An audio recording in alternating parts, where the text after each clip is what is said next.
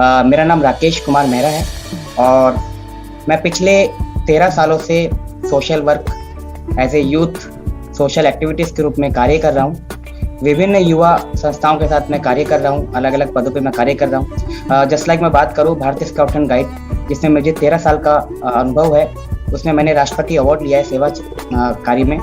इसके साथ ही अभी मैं एक ग्रुप चला रहा हूँ स्काउटिंग गाइडिंग का, जो कि 15 से 25 वर्ष के जो युवा साथी होते हैं जिन्हें रोवर्स कहते हैं, वो मैं ग्रुप चला रहा हूँ। उस ग्रुप का नाम डॉक्टर भीमराव अंबेडकर है और उसमें जो रोवर्स हैं यानी कि जो बच्चे हैं, युवा हैं, उसमें से 13 रोवर्स को मैं गवर्नर अवार्ड दिला चुका हूँ उसी सेवा क्षेत्र में। क्योंकि सेवा क्षेत्र जस्ट लाइक कम्युनिटी डेवलपमेंट के प्रोग्राम्स जैसे ट्री प्लांटेशन एनवायरमेंट का हो गया, उसमें मुझे खुद ब्लॉक लेवल से लेके डिस्ट्रिक्ट लेवल तक मुझे अवॉर्डेड किया गया है एसडीएम, लोकल एसडीएम के द्वारा।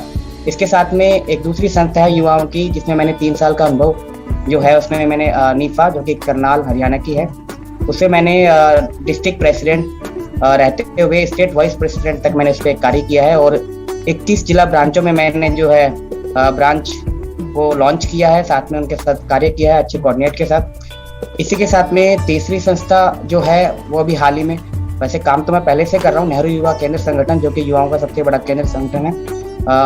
उसमें मेरा 4 साल का अनुभव है और अभी मैं कार्य कर रहा हूँ। पहले मैं अपने गांव यानी कि मेरा जो गांव है निहालपुरा, वहाँ पर मैं as a youth president, youth club president में कार्य कर रहा था। पहले इसका नाम स्वामी विवेकानंद यूथ क्लब था, उसके बाद इसका नाम doctor Bhimrao Ambedkar youth club हुआ और नई गाइडलाइन के हिसाब से उसका नाम अभी फाइनली नेहरू युवा केंद्र, नेहरू युवा क्लब निहालपुरा के नाम से हुआ। तो उसमें भी मैंने बहुत सारे प्रोजेक्ट्स जो कि राज्य सरकार और केंद्र सरकार की जो योजनाएं हैं उनको इम्प्लीमेंट किया, कार्य किया युवा साथियों के साथ मिलकर। चौथा संगठन जो है नेशनल सोशल ऑर्गेनाइजेशन, जिसमें मुझे हाल ही में अभी 6 महीने का मुझे अनुभव है और मैं उसमें स्टेट प्रेसिडेंट के पद पे कार्य कर रहा हूँ 4 जिला ब्रांचों के साथ। और कल ही जो शहादत दिवस गया है भगत सिंह राजगुरु और सुखदेव जी का, उसमें मैंने 5वीं बार ब्लड डोनेट किया है 10 साथियों के साथ। सो ऐसे कार्यक्रम, और इसके साथ ही में स्टेट यूथ आइकन का फॉर्म भरा था, उसका रिजल्ट अभी क्लियर नहीं हुआ। इसी के साथ में पिछले 2018 वर्ष में मैंने नेशनल यूथ अवार्ड के लिए भी फॉर्म भरा था, उसका भी अभी रिजल्ट पेंडिंग है। इसके साथ मैं बात करूँ मेरी पढ़ाई के क्षेत्र में, तो मैंने 3 ITI की है। फर्स्ट में मैंने कोपा किया है, computer operator and primary assistant का कोर्स किया है। सेकेंड हेल्थ सैनिटरी इंस्पेक्टर का कोर्स किया है। इसी के साथ में मैंने फायर सेफ्टी जो कि नागपुर से किया है। 3 ITI की है। इसके साथ में BSc जब मैं कर रहा था तो BSc में मुझे छोड़ना पड़ा क्योंकि मेरी माँ जो है एक्सपायर हो गई थी 2012 में। उसके बाद फिर मैंने BA किया नॉन, उसके साथ MA अपेयरिंग, अभी MA लास्ट ईयर है पॉलिटिकल साइंस से, और LLB परसुइंग यानी कि LLB भी चल रहा है मेरा। तो पढ़ाई में काफ़ी कुछ किया। इसके साथ में मैं डिस्ट्रिक्ट एडवेंचर कोऑर्डिनेटर हूँ, राजस्थान स्टेट कोऑर्डिनेटर भी हूँ एडवेंचर का। 30 से ज़्यादा मैंने नेशनल लेवल एडवेंचर शिविर जो है उसमें मैंने एज ए नेतृत्व, एज ए इंस्ट्रक्टर मैंने काम किया है। लास्ट अभी रिसेंटली मनाली में एडवेंचर शिविर जो है मैंने करवाया था मेरे नेतृत्व में। और मैं बात करूँ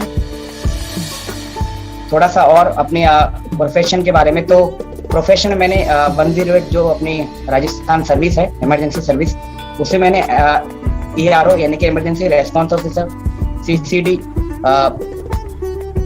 केस क्लोज डेस्क, इसके साथ OSD ऑपरेशन सपोर्ट डेस्क, और फाइनली PDO यानी पुलिस डिस्पैच ऑफिसर के पद पे मैंने 1.5 साल का मुझे एक्सपीरियंस उसमें है स्टेट ब्रांच में, स्टेट हेडक्वार्टर।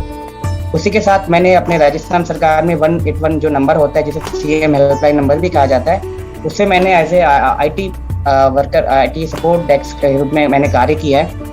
और क्योंकि मैंने नेटवर्क सर्टिफाइड इंजीनियर का कोर्स किया था प्रोफेशन में अलग से, क्योंकि मुझे कंप्यूटर बहुत अच्छा लगता है, कंप्यूटर का मुझे जानकारी बहुत अच्छी लगती है, तो मेरा कहीं ना कहीं पहले से इसमें मेरा बहुत ज़्यादा इंटरेस्ट था, लेकिन मैं उसे वेरीफाई नहीं कर पाया कि मुझे कंप्यूटर बहुत अच्छा लगता है। तो ये चीज़ें मेरे बारे में हैं और मैं समझता हूँ काफ़ी कुछ इस बारे में मैं जानकारी दे दी है। जी जी, बहुत बहुत धन्यवाद। तो मेरा अगला सवाल राकेश जी आपसे ये है कि आपकी वंडर वुमन कौन है? देखिए, मेरी वंडर वुमन जो है वो मेरी दीदी हैं, बहन जी, जो कि मेरे जो ताऊ हैं, बड़े पापा, उनकी लड़की हैं बीना मेहरा, वो मेरी वंडर वुमन है। खूब राकेश जी, बहुत खूब। तो मेरा अगला सवाल आपसे ये है कि वो क्यों आपकी वंडर वुमन है? क्या जर्नी रही है उनकी? क्या करती हैं जिसकी वजह से उन्होंने वो आपकी वंडर वुमन बन गई? देखिए, उसका कारण सबसे बड़ा एक ही कारण मैं बता पाऊँगा, क्योंकि जिस समय वो पैदा हुई थी, मैं तो नहीं हुआ था उस वक़्त, क्योंकि मैं छोटा हूँ। तो जिस वक़्त वो पैदा हुई थी, सबसे पहले वो बहुत बड़ी है तो हमसे 1981 में वो पैदा हुई थी। तो उस वक़्त क्या था कि हमारे गाँव में, वो लोकल हमारे गाँव में वैसे पैदा हुई थी। तो वहाँ पे क्या था, उस वक़्त लड़कों का जन्म ज़्यादा हो रहा था फैमिली के अंदर, कोई लड़की नहीं थी। तो जैसे ही उनका जन्म हुआ, तो आप यकीन मानिए, मुझे जैसा मुझे पता है, मैंने पूछा इसके बारे में, तो ये बताया जाता है कि लगातार 3 दिन तक युवा, मतलब हमारे जो बड़े बुजुर्ग हैं, दादा दादी और जो फैमिली मेंबर हैं, यानी कि महिलाएं और पुरुष, उन सभी ने पार्टी के रूप में, जो अभी वर्तमान में जो पार्टियां चलती है, इस तरह से उन्होंने 1981 में मतलब सेलिब्रेट किया एक लड़की होना। तो आप समझ सकते हैं, वो मेरे लिए डेफिनेटली इस चीज को, आज के परिवेश को मैं देखूं तो ये चीज बनता है। और उसके साथ में उन्होंने बहुत सारा संघर्ष किया अपने जीवन में, और संघर्ष इस तरह से कि मतलब अभी तक हमारे परिवार में कोई लड़की गवर्नमेंट जॉब में नहीं है। लड़की हुई, उसके बाद गवर्नमेंट जॉब में, और फिर वो युवा साथियों को प्रोत्साहित कर रही है उस क्षेत्र में, इसलिए मेरी वंडर वुमन वो है। अगर इंफॉर्मेशन की बात करूँ, सबसे ज्यादा जो मुझे मतलब उनसे मैं प्रेरित हुआ, उसका ये रहा कि जब वो 2004 में तैयारी कर रही थी बीएड की, उस वक्त वो फुल टाइम उनके प्रेगनेंसी थी, और उस वक्त वो कंडीशन में थी, और उनके जो हस्बैंड थे निर्मल जी, जीजा जी, वो गुजरात में फार्मा की पढ़ाई कर रहे थे, फार्मासिस्ट की पढ़ाई कर रहे थे। तो वहाँ पे उनके साथ कोई नहीं था, उनकी सास थी। तो वो सास को भी वहाँ पे मतलब उनकी देखरेख करना, अपनी बीएड को, क्योंकि वो उनका वर्ष था, तो उसको भी मतलब मेंटेन करना, और दूसरा वो पेन जो उस वक्त वो सह रही थी, वो बहुत बड़ी बात थी उस वक्त। जो मैं, तो वो मुझे उन्होंने शेयर किया बाकायदा, ये मैंने उनसे जब पूछा दीदी से, तो उन्होंने बताया कि इस तरह से मेरे साथ बना था।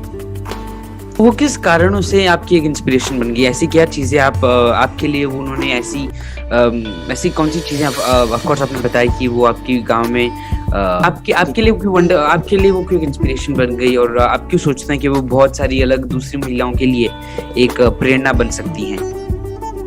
देखिए, उनका सबसे बड़ा रीजन ये है कि जैसे आज के मैं परिवेश को देखता हूँ, तो महिलाएं झिझकती हैं मोस्टली अभी भी, और वो ऐसा कुछ काम नहीं कर पाते हैं। लेकिन उनका क्या था, वो जिस वक्त वो पढ़ाई कर रही थी, बीएड उन्होंने किया था, उसके बाद वो उनका टीचर में सिलेक्शन हुआ, थर्ड ग्रेड टीचर में सिलेक्शन हुआ, और उनका 100 किलोमीटर दूर, जहाँ पे उनको सास को भी संभालना था और 100 किलोमीटर अपनी जॉब को भी करना था, हस्बैंड साथ नहीं थे। और उनके उस वक्त 12 दिन बाद जब उनकी ज्वाइनिंग हुई थी, तो 12 दिन बाद उनके सन ने जन्म लिया था, उनके बेटे ने जन्म लिया था।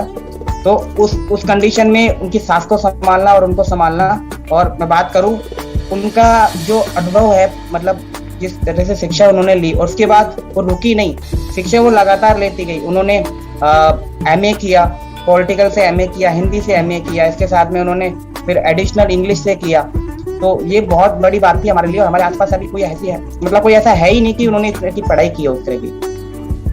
सवाल आपसे ये है, जो परिश्रम उन्होंने किया, जो दुविधाएं उन्होंने देखी अपने जीवन में, और जिस तरह से वो आगे बढ़ी हैं, तो उस सब से सीखकर जो आपने क्या सीखा है उनकी जीवन से, और वो कैसे आप अपने जीवन में उतारने की कोशिश करते हैं?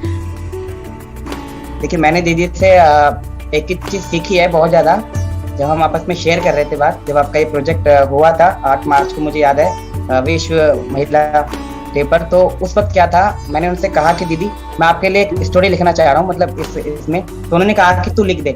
तो मैंने बोला कि मुझे ज्यादा जानकारी आपके बारे में है नहीं। तो उन्होंने कहा कि ठीक है, मैं बताती हूँ, तो पॉइंट आउट कर ओनली।